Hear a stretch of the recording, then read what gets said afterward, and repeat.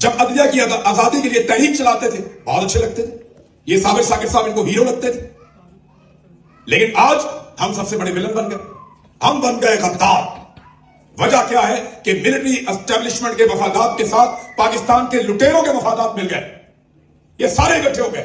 ये ऐसा नहीं है, नवाज शरीफ पे भी बहुत बुरा वक्त आया था, वो अलग बात है कि उसने डिस्ग्रेस होकर वो वक्त गुजारा, वो भी हौसले के साथ वक्त गुजार सकता था, हिम्मत के साथ डट के खड़ा हो सकता था, जेल काट सकता था, मार खा सकता था, उससे नहीं हुआ बेचारे से, भुगत भी रहा है। जरदारी पे बुरा वक्त आया था, उसने कुछ काट दिया, कुछ नहीं काट सका। हाँ, इमरान खान ने मर्दों की तरह वो वक्त काटा, इसके हौसले ने इसको हीरो बनाया। हीरो तो ये बहुत पहले से था, इसके हौसले ने इसको बहुत बड़ा लीडर बनाया। आज बाकी सारे लोग इसका मुकाबला नहीं कर पाते। ये लड़ाई नई नहीं है, ये लड़ाई कायदे आजम ने भी लड़ी थी।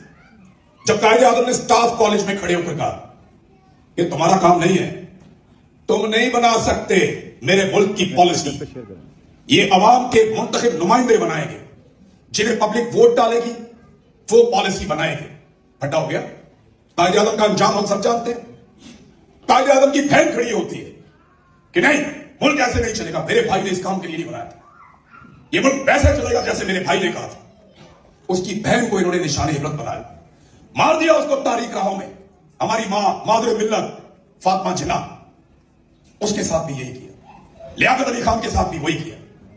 शेख मुजीब के साथ लड़ाई की, उसका मैंडेट छीन लिया, मुल्क दो टुकड़े हो गए, पड़ गई ठंड जंगल जा के सीने में, पाकिस्तान के दो टुकड़े हो गए। उस दौर में भी बहुत सारे ऐसे बिकाऊ बाल सहाफी थे, बहुत सारे ऐसे लोग थे जो बैठ के सब अच्छा लिख रहे थे।